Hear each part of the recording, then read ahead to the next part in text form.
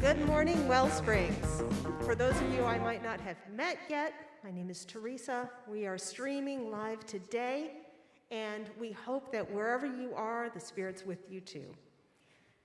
And Harry is going to lead our first song this morning.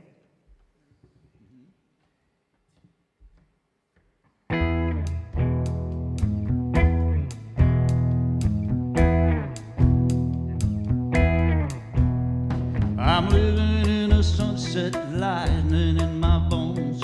Push me to the edge, but my will is stone. And I believe in a better way. Fools will be fools and wise will be wise. I will look this world straight in the eyes. And I believe in a better way. I said I believe in a better way. What good is a man who won't take a stand? What good is a cynic with no better plan? And I believe in a better way. I said I believe in a better way. Reality is sharp, it cuts me like a knife. Everyone I know is in the fight of their life. And I believe in a better way. I said I believe in a better way. Take your face out your hands and go clear your eyes. You have the right to your dreams, don't be denied. And I believe in a better way. I said I believe in a better way. Oh yeah, I believe in a better way. I said we believe in a better way.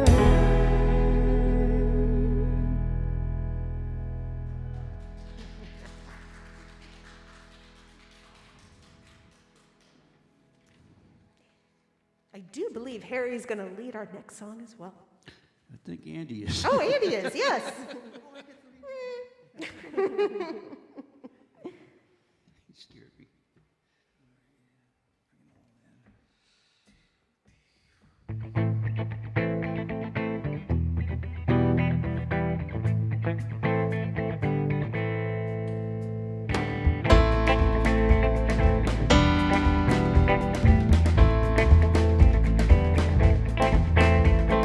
Bring 'em all in, bring 'em all in, bring 'em all in, bring 'em all in, bring 'em all into my heart.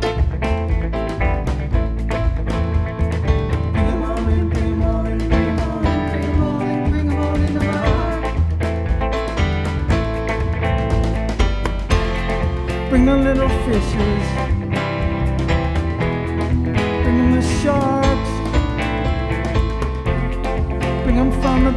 darkness. Bring them from the dark. Bring them all in, bring them all in, bring them all in, bring them all in, bring them all into my heart. Bring them all in, bring them all in, bring them all in, bring them all in, bring them all into my heart. Bring them from the caverns. Bring them from the heights. Bring them from the shadows. Stand them in the light.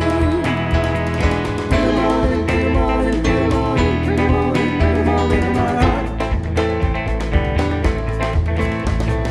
Bring them all in, bring them all in, bring them all in, bring them all in, bring them all into my heart. Bring them out of Perga. Bring them out of store. Bring them out of hiding. Lay them at my door. Bring them all in, bring them all in, bring them all in, bring them all in, bring them all into my heart. My heart. Bring them all in, bring them all in, bring them all in, bring them all in, bring them all into my heart.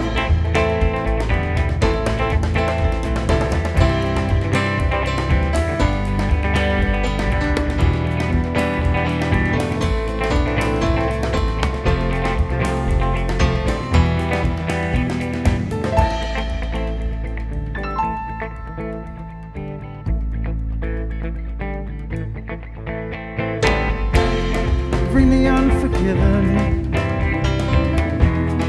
Bring the unredeemed.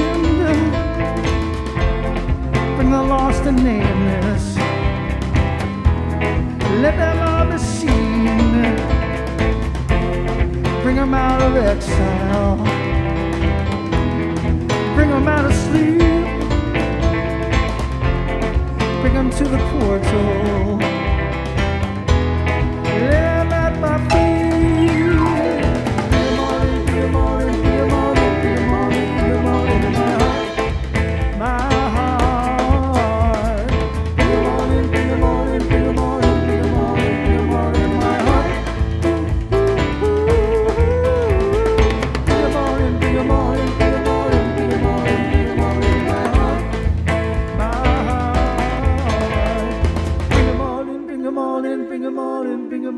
Bring them all into my heart.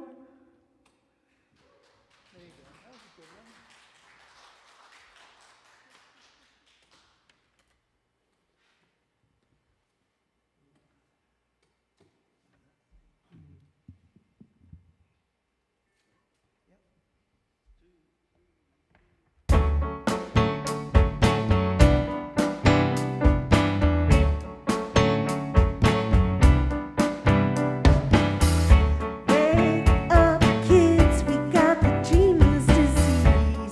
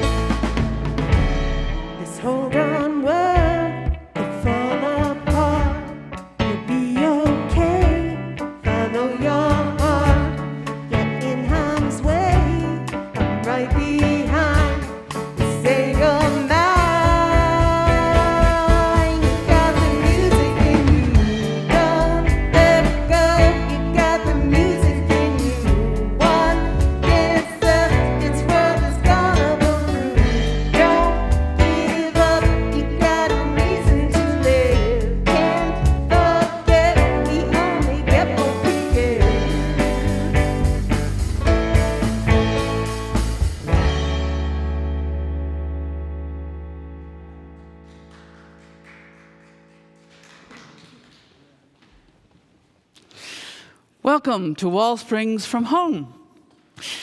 To all those joining us by live stream, we welcome you through your screen and the magic of the internet into Bell Hall with us this morning. My name is Kathleen.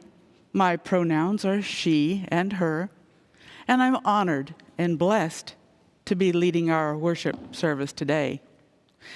Wherever you are this morning, know that we feel your presence here in this room today, and that you are all gathered here in spirit with us.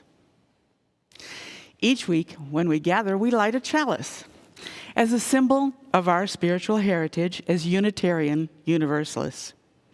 It's not just a symbol of a past, but what is present, that divine spark, that inner light that shines at the heart of each of our lives.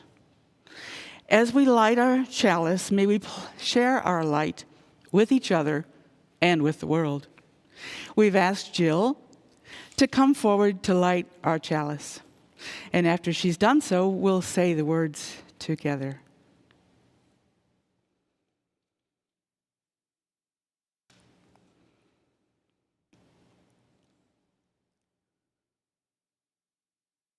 Thank you, Jill.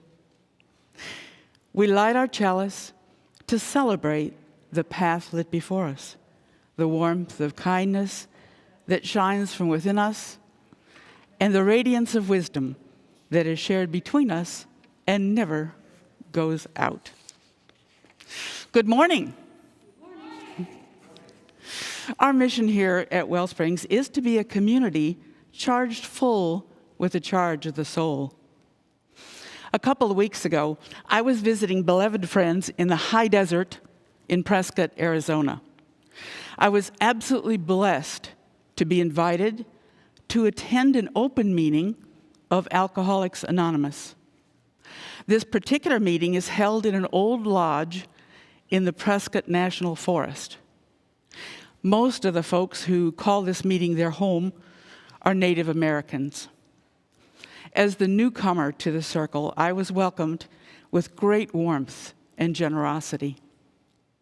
Before the meeting begins, a bundle of sage, like this one, but fresh, is ignited so that it smokes. And the sage is then passed to each person in the circle, so the smoke, smudge, can be used to disperse any negative influences. So everyone dresses themselves with the smoke. Then the meeting begins with a ritual singing and drumming of a Lakota song of gratitude to the Creator. I didn't know the words, but the sound of the chanting, the rhythm of the drumming, did share with me the spiritual practice, solemn and joyful. Then a beautiful inlaid box is opened by the keeper of the eagle feather, and the keeper explains that as an eagle feather, I'll represent it this way, is passed to each person. While holding it, the intention is to speak the truth as the truth is known. Although a newcomer, I was trusted to hold the eagle feather when it was my turn in respect. And I said, I am Kathleen. I am a guest, very grateful to be included. I am here to listen. As a newcomer, to be invited, to be welcomed, to be included, and to be trusted to speak and listen with a respectful heart was a blessing that filled me full with the charge of the soul. I was given my own piece of sage, this one, and I share it with all of us here in spirit. May we welcome all newcomers and be welcomed by all people of goodwill. And this morning, I'd like to especially welcome any newcomers among us, as I was welcomed as a newcomer. We are so glad that you're here. We hope you'll fill out an online connection card so you can learn more about us and start to introduce yourself too.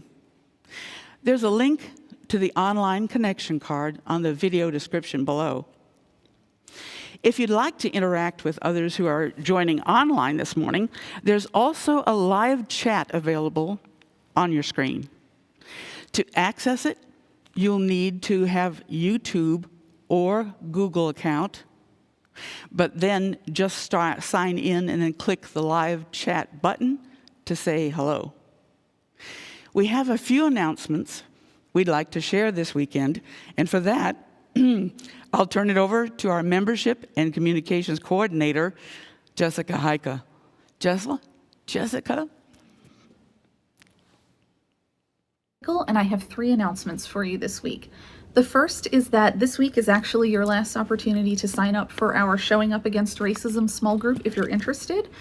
Because this group runs for such a long duration, this actually runs from October through March, we are asking folks to fill out a brief questionnaire if they're interested in signing up beforehand, and I will link that questionnaire in the chat. If this is something you're interested in doing, please make sure you get to that within the next day or two so you don't miss your opportunity.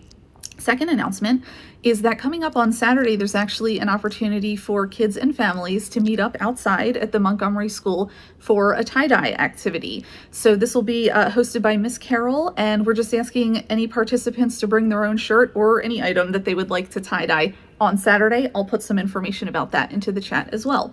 Third announcement is actually about something new that we're trying out on Realm. If you navigate to the Realm webpage and look in the news feed, you're going to see a different type of post there at the top. This is asking you to take a few moments to go through and click off any skills or interests you might have. I've done it myself, it's very quick. And the reason we are doing this is because we have been physically apart for a very long time, and we are looking for opportunities on how to reconnect everyone at Wellsprings and how to reconnect everyone with Wellsprings. So I will put the address for Realm into the chat, and when you get a moment, just click on that and look for that post right at the top talking about skills and interests. Thanks so much, everyone, and I'll see you next week. At Wellsprings, the foundation of all that we do is the power of connection, of making space in our hearts and our lives for each other. This is the part of our service where we honor that connection by greeting one another. So take a moment now to share a greeting in the live chat, or maybe to say hello using Facebook in a private group called Wellsprings Oasis, or just reach out with a text message or a note to someone else in our community who you're thinking of today. In whatever ways you are greeting, please do so now.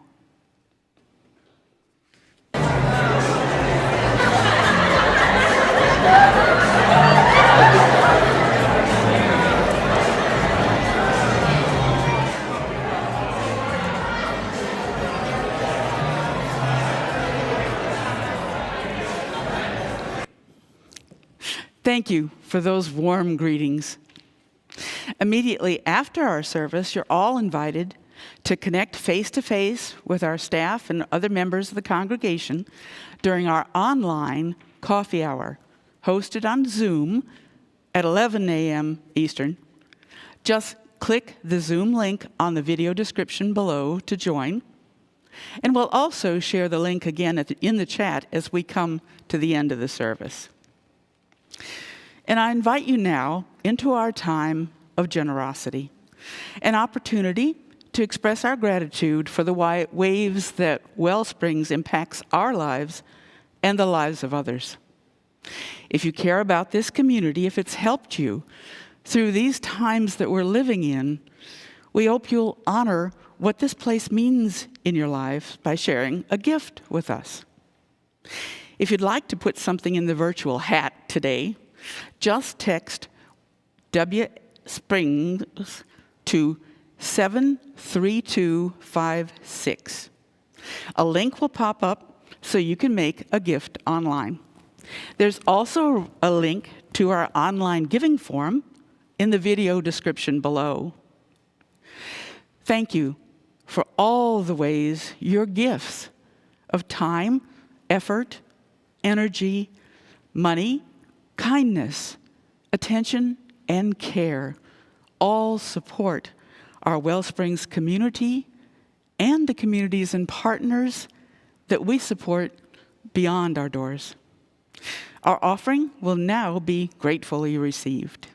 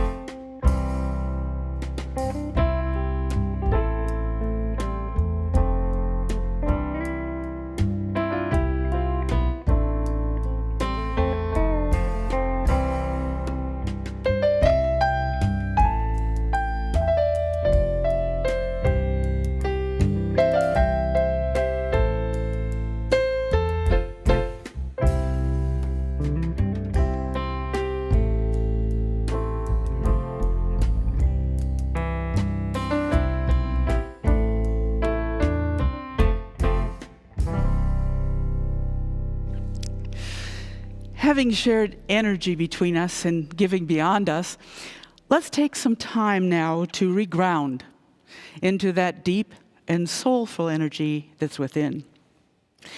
We do this by doing what is most simple and elemental in our lives. We take a breath. Inhale, exhale. Without rush or hurry, we breathe in and we breathe out.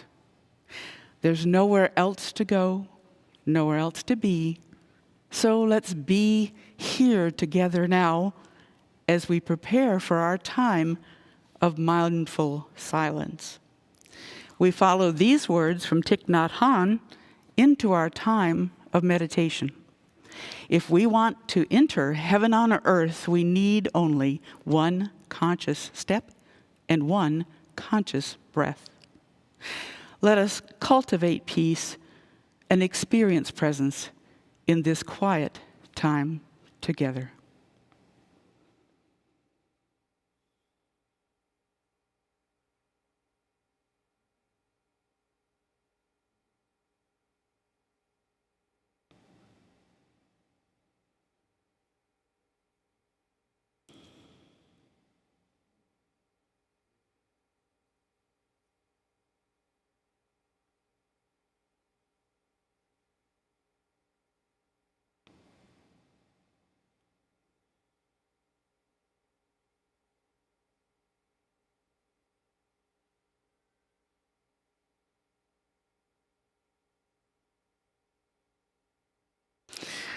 Wherever it is that we are, whatever it is that we're doing, however it is that we're feeling, let us remember that peace and presence are always as close to us as is our own breath. May this be so for you in this moment. May it be so for you this day. May it be so for you in the days to come. And may it be so for all of us.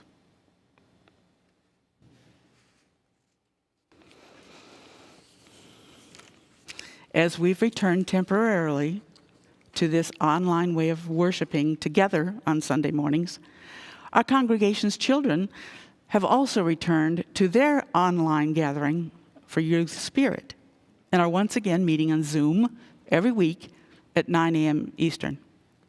If you'd like more information about how to connect your family with our programs for children and youth, please do fill out a connection card and we'll be in touch to follow up.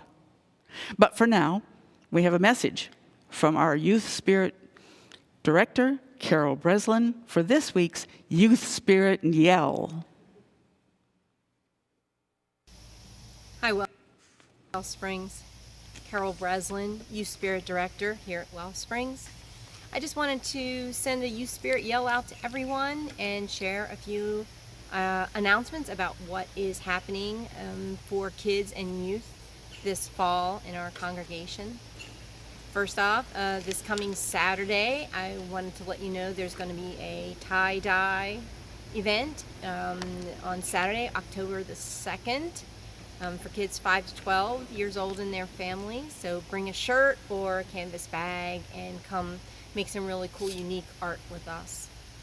Also, this month marks the beginning of an initiative between Youth Spirit and Heartworks. We're going to be putting together a collection of toiletries and other items for persons who are homeless. We will do the collection this fall, and we will do the assembly of the bags and the distribution in January. Also, with Youth Bridge Ministry, there will be another teen game night, as there are most months. And also, we're working on an intergenerational event. We'd like to take everybody apple picking. So we want to see who would like to join us. We're trying to figure out a date for a fall fun family event like that, where everyone is invited.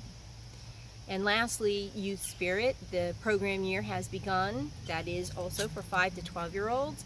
And we meet as Wellsprings meets. So currently we are online, just like Sunday service.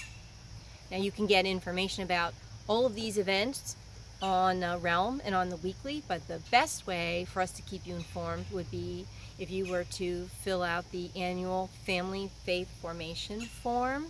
That link, I believe they've just put in the chat for me, and you can access that. And if you would please register all of your kids 17 and under, it helps us know how to plan how many kids we have, different age groups for different things that we have going on, like OWL, for instance, Our Whole Lives, coming up hopefully in January.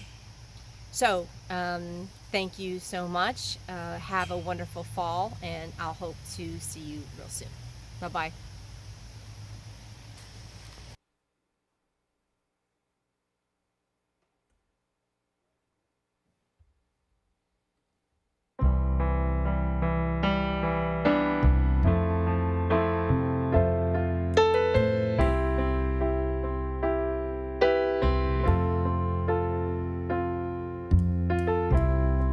Imagine there's no heaven. It's easy if you try. No hell below us. Above us only sky. Imagine all the people living for today. Imagine there's no country, hard to do, nothing to kill or die for, and no religion too. Imagine all the people living life in peace. You may say I'm a dreamer, but I'm not the only one. Hope someday you'll join us, and the world will be as one. Imagine no possessions. Wonder if you can. No greed, no hunger, brotherhood of man. Imagine all the people share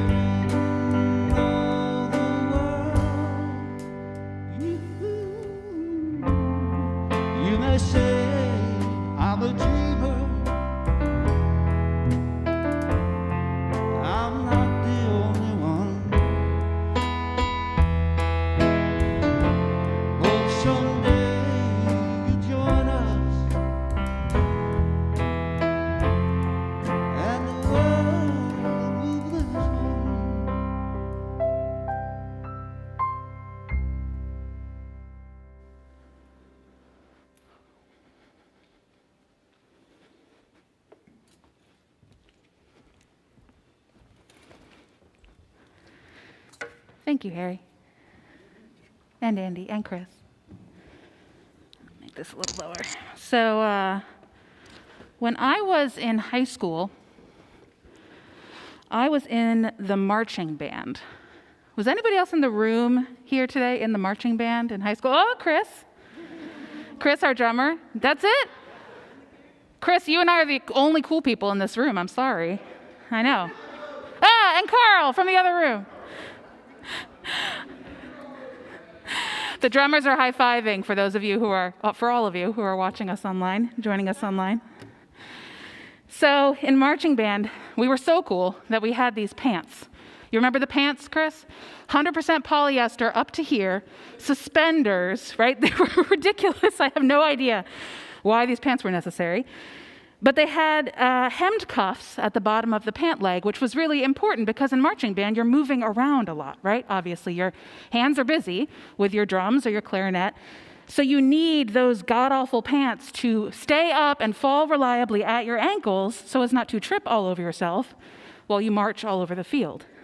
Well, one day, I don't remember which year, some year in high school, my friend Brendan showed up one night for a football game, and the hem had fallen out of his left pant leg. And Brendan played the tuba in marching band. So, if he fell over, he wasn't going to make it, right? It was not going to be okay.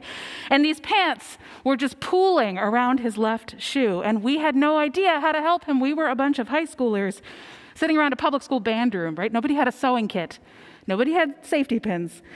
But what we did have in the band teacher's office was a stapler. So while Brendan stood very still, I can still remember my friend Kate and I got down on the floor and we passed the stapler back and forth, circling around the bottom of his pant leg, stapling the fabric back together to create something approaching a hem in his pants. Let us know, all of you joining us from home in the chat, actually, maybe you have something like this in your house, right? Something that is held together with staples and chewing gum and duct tape and spit. Do you have anything like that at home? Yeah. Maybe it's a pair of sunglasses taped together. Maybe it's an old pair of work boots that's falling apart and you've hit the staple gun on the sole a couple times. Maybe it's that worn out phone charger with the exposed wires that you should probably throw away and replace. I asked a few of my clergy colleagues this week to send me pictures of things they have at home that are like this, that are falling apart and barely held together. This is my friend McKinley's 1996 Suburban. He says it has bald tires, almost no brake pads at this point. He says the speedometer doesn't work, which I think is illegal, so we'll forget about that. And he says the driver's side door handle is broken, so you either have to check the weather and leave the window down to open it from the inside, or he said we figured out a way that you can kind of wrench a coat hanger into the latch to get it to pop open. Or there is this one. This is my colleague Megan's baby blanket, or at least what's left of it. Megan is about my age. And according to her, she said it's ripped about 1,000 times. It's been tied in knots over and over just to keep those threadbare pieces together. And she says, I will admit, it smells really terrible to anyone else. But to this day, it's the most comforting thing that she owns. And she keeps it safe. Sometimes she even admits, maybe every couple of years, when something is happening in my life that's really hard, she says she will actually get in bed and hold it close to her face. And she instantly feels calm. You know, even when the things that we need are falling apart, and it's all messy and tangled up in knots, and not at all like what we hoped for. These items, these tangible stories of things, they can be reminders that there are still ways we can find to hold together. And that's what we've been doing, right? All of us in different ways over this past year and a half, is it now? 45 years? Who can tell, right? Families worked out patchy, at best, solutions, merging their employment schedules with virtual school, finding a way to hold it together. Hospitals and businesses came up with very imperfect plans to triage care and hold it together, or keep products moving and orders coming in and hold it together.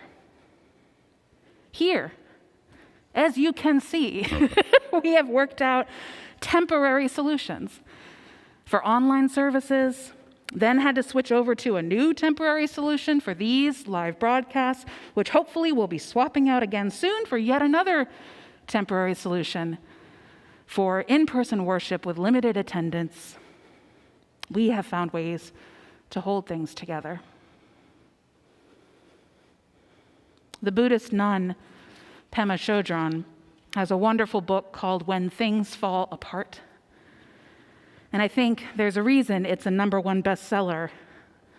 It's the #1 bestseller in Tibetan Buddhism, on Amazon at least. The reason is, right, because when we plan, God laughs. It's pretty annoying of God to laugh at our plans. We get attached to them. And it's not just the little things that we plan for, right? We make important plans that are close to our hearts. And when they don't work out, we end up heartbroken and angry and deeply disappointed. And yes, of course, we know on some level up here that we are not in control. We cannot make sure that things will happen, but that does not make it easier in here. How, especially now, with all of these fallen apart plans and all of these unplanned circumstances, the question I am asking myself all the time, and maybe you are too, is how do we find the energy to keep going? The verve and the spirit that we need to find a way to hem the pants or knot the baby blanket. Especially when staples and knots are all that we have. That is what we will be spending time, myself, Reverend Ken, and our new intern, Beth Monholland, preaching about this month and next month. Sure, by the end of next month, we'll have it all figured out, right? But that is what is closest to my heart right now. Because when God laughs at our plans, we need some way to find that energy and hope to make something new out of what's left behind. And it turns out, at least the answer that we are going to be exploring this fall, is that one of the most satisfying and meaningful ways to deal with that thing that happens when God laughs at our plans, it's not about trying to hold those perfect plans together at all costs. It's about holding each other. It's about holding our connections, even when the plan has gone to crap. We can hold together with each other. In the last message that I preached this summer from my apartment, I quoted a line from the Irish poet William Butler Yeats. Yeats was writing in 1889, over a century ago, and he was just 24 years old when he wrote this line. Early in his career, it was the lead up in Ireland to the Irish Revolution. It was difficult times. The influenza pandemic was soon to come, World War I. And in those times, he said, with us now, nothing has time to gather meaning. Nothing has time to gather meaning. And too many things are occurring for even a big heart to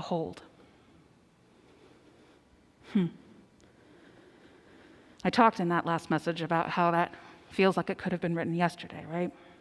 With us today, it can feel like nothing has time to gather meaning. Oh my gosh, how do you feel when you scroll through social media, right? And it's one story after another. No time to gather meaning. And certainly I could say that too many things are occurring for even a big heart to hold. And in that message, I talked about how there is a larger sense of love, a bigger divine heart. When our hearts do not feel that we can hold it, we can tap into that heart of God, that larger love that can hold all things. But it turns out I'm grateful for other voices, because my colleague, the Reverend Molly Hausch Gordon, a friend of mine who I quote often in my sermons because she's good, she's a UU minister in Missouri. Turns out she used that same quote in a recent sermon. And she actually took it in a different direction. She said, when too much is occurring, like it is now, for even a big heart to hold, well, maybe we should let it go. And maybe it's time to hold each other instead. You know, our promise to each other as members of this faith tradition, as Unitarian Universalists, the promise we make is essentially to hold together, to not leave anyone out of our circle.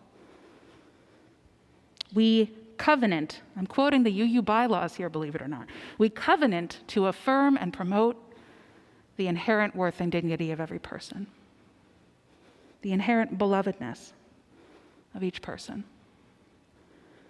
When things fall apart, we promise to stick together and help each other up. And that word covenant is specific. We covenant to affirm and promote the inherent worth and dignity of every person. Covenant is important to our tradition, and it's in there for a reason. Because it's not a simple promise that you and I make to each other, person to person. It goes beyond that, actually, when you throw that word covenant in there, because a covenant has a third party. A covenant is a promise we make between us, but that is grounded or rooted in something greater than just the two people making it. I'll give you an example, right? You might have heard that word covenant in legal terms, right? A legal covenant, a secular kind of covenant, might be grounded in this idea of the law. That's the third party in that agreement. So if two people make a legal covenant, the law is the holding container for that agreement, and the law also now has an interest in that promise, just as much as the two people making it. And importantly, for those two people, they know that they didn't just make a promise to each other, they made it before the law. Now I'm picturing like an old West sheriff, the law, right? You can see maybe how covenant then is different, right, than a simple promise. And how it helps hold people together in a different way. I just gave you a secular example with the law, but the other place we tend to talk about covenants is in sacred places, spiritual communities. Many people understand their marriage relationships to be covenantal. For many people, the third party in their marriage is God, or maybe a higher power of a different name. Or perhaps the third party is that larger community that gathers as witnesses to the marriage, the family and the friends who commit to being the container that holds the couple as they find their way and create family together. Another kind of sacred covenant is the practice of naming godparents. Many families invite godparents into their children's lives, forming a covenant for those godparents that says, I will care for your children as if they were my own family. And the third party in those relationships, obviously, for many people is God, but For many people, I know I have friends these days who are not religious, who still name godparents or something like it. The third party in those relationships is often simply love. The kind of sacrificial, deep love between friends that helps us agree to take on a responsibility as sacred and huge as caring for and nurturing another person's child. So you see, a covenant runs deeper. It's stronger even than a promise or a vow, because there is some deeply held, shared value in covenant that calls us back to it, even on the days we wish we could tear up the agreement, even on the days when the marriage doesn't feel so hot anymore, even on the days when the agreement feels challenging or messy. A covenant adds something else into the mix that can hold us together, whether that is God or the law or love. It just has to be something that we trust is so deeply and eternally true that it will draw us back together when humans fall apart, when humans fail or make mistakes, or simply encounter circumstances we didn't plan for.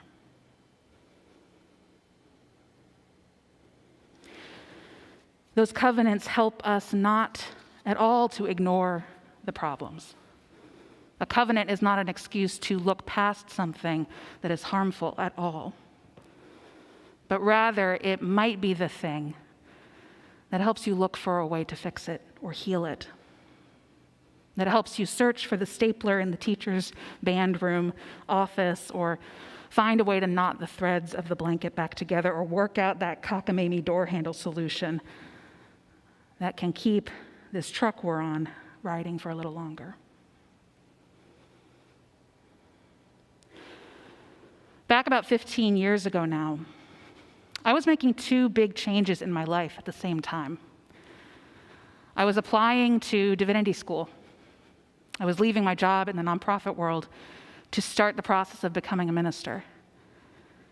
And at the time, I was also newly getting serious in a personal relationship, a romantic relationship. And a lot was happening for me, and my minister at the time suggested that I work with someone called a spiritual director. Now, you may have never heard that phrase before. Spiritual directors are certified. They're not quite therapists, they're not quite ministers. They're a little bit of a combo of the two in some ways.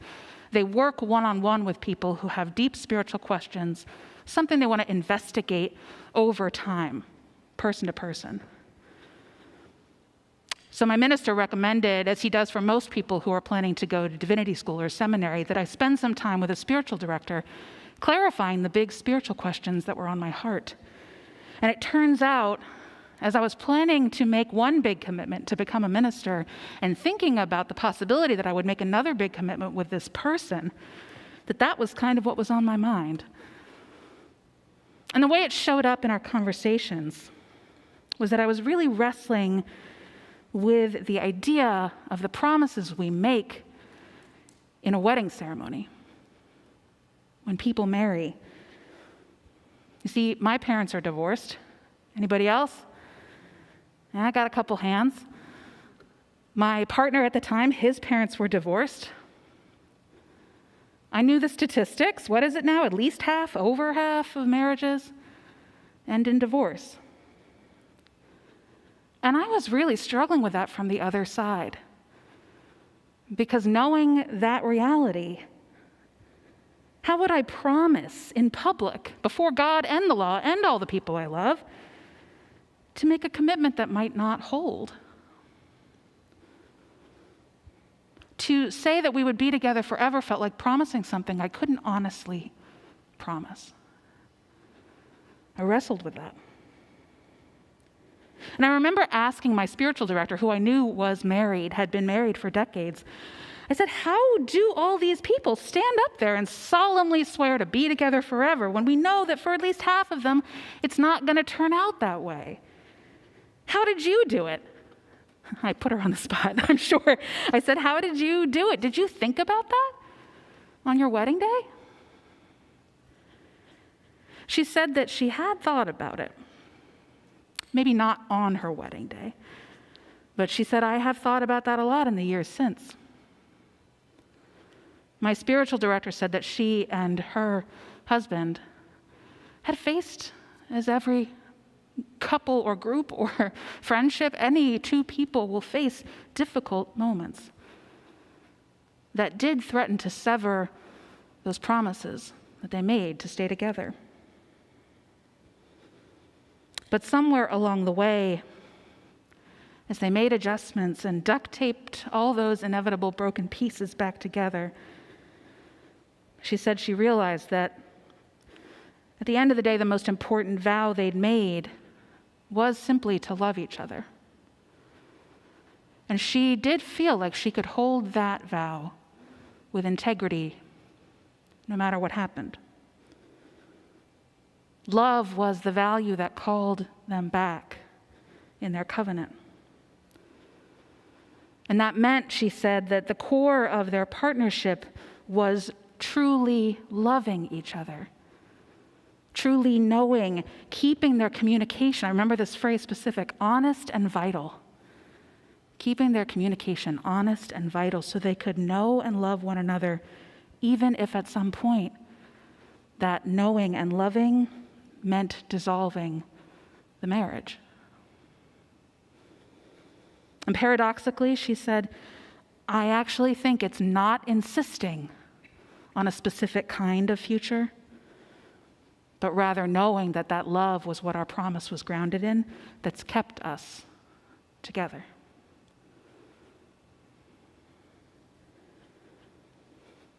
Reverend Ken said it in his message last week. Covenants are not about outcomes. Covenants are not about outcomes. Covenants are promises, but they're not promises of what is going to happen, because we can't promise that. What they are is promises about presence. Promises about which value we will come back to when things fall apart. We plan and God laughs. But there are promises that we can trust.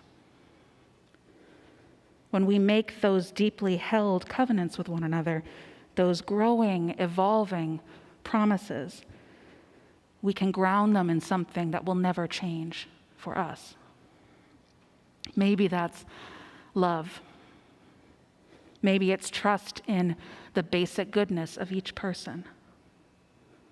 Or simply our belief here that everyone is worthy of a life where they can be beloved and known and held in care.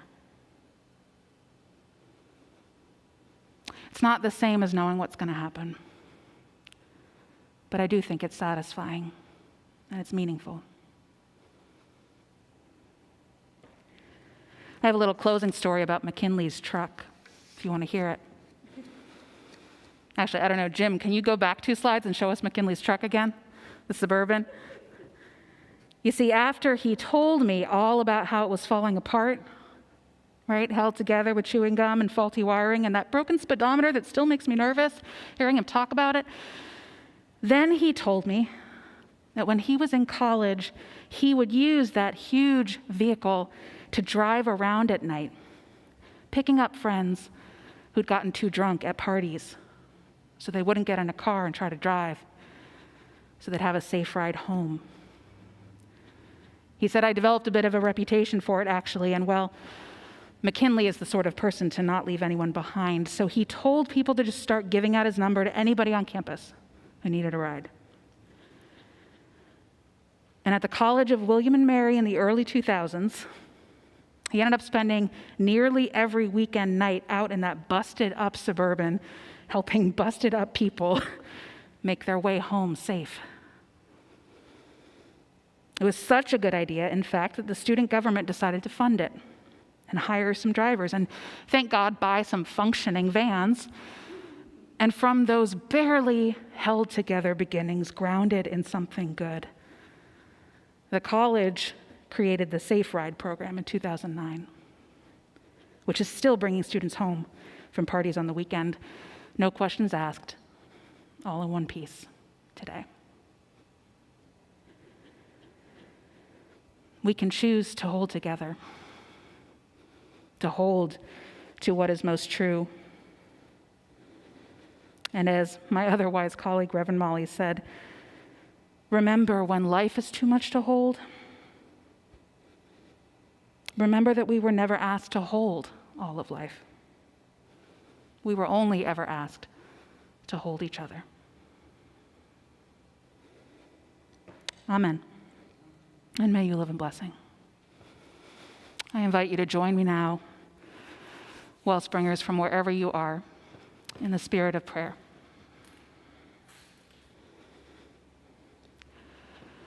God of our heart's own language,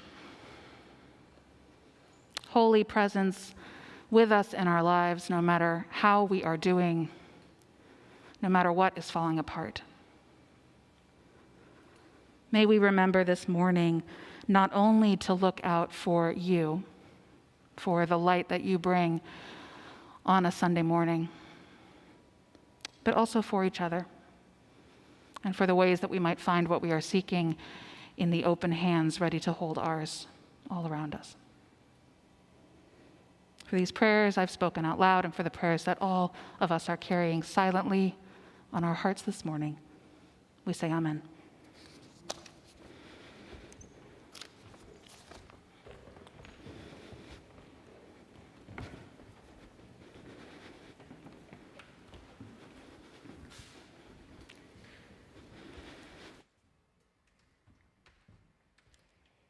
Now, I know you can't all be here with us today, but we are all in this together. So I hope wherever you are, you sing either with your voice or deep inside. And join us.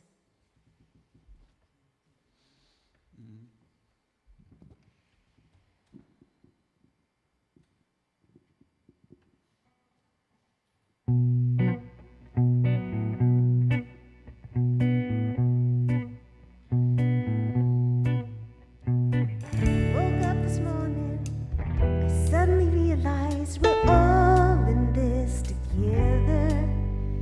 I started smiling, 'cause you were smiling, and we're all in this together. I'm made of atoms, you're made of atoms, and we're all in this together. And long division just doesn't matter, 'cause we're all in this together. Yeah.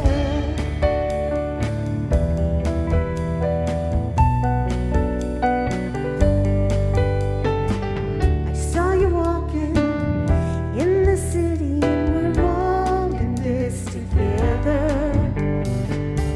The world is changing, 'cause we are changing, and we're all in this together. Every 12 seconds, someone remembers that we're all in this together. In the kitchen of your new home in the suburbs, we are all in this together. Come on, baby, I don't mean to rush you. I only wanted to reach out and touch you. I gotta stop to open my heart.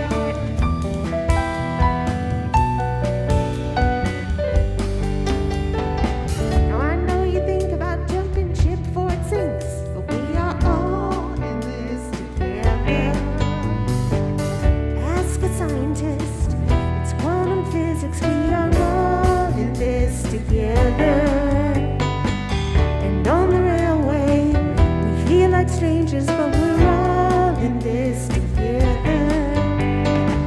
Yeah, I love you and you love her and she loves him, but we are all in this together. You know, baby, there's never been protection in all the history of human connection. Come on, darling, it's alright to show me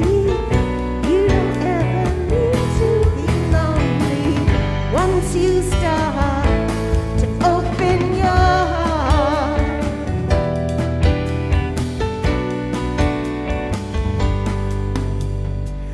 I saw you crying, I started crying, 'cause we're all in this together.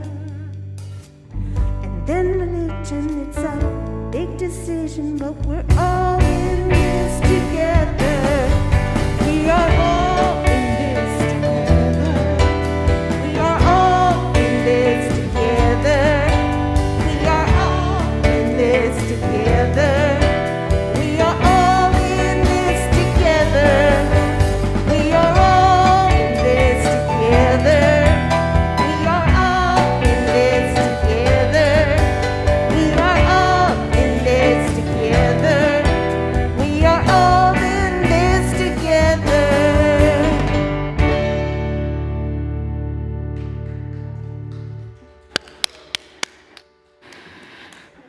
This light is already out, as it often is with all the windows open.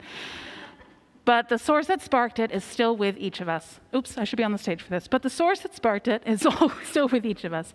And together we say, as we release this flame from its faithful service today, we allow the spark in each of us to burn on, to warm our compassion, to fire our delight, and to light our paths today, tomorrow, and always. Friends, we'll see you again in this room soon. But for now, I'm so glad that we have found this way to hold together. May you find a way to hold it together for one more week. Let's put our hands together one more time. Guys, take us out.